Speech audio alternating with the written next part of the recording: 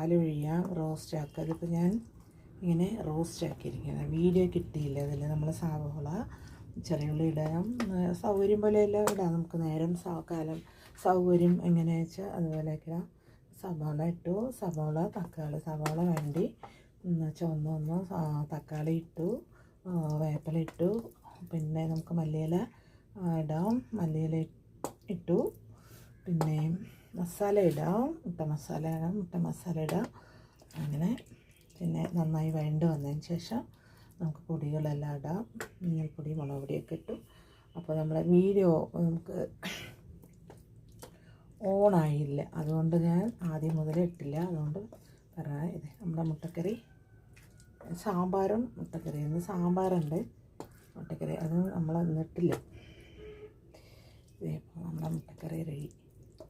ഇങ്ങനെ അപ്പോൾ നമുക്ക് ബാക്കിയൊക്കെ ഉണ്ടെങ്കിൽ വൈകിട്ട് കഴിക്കാം.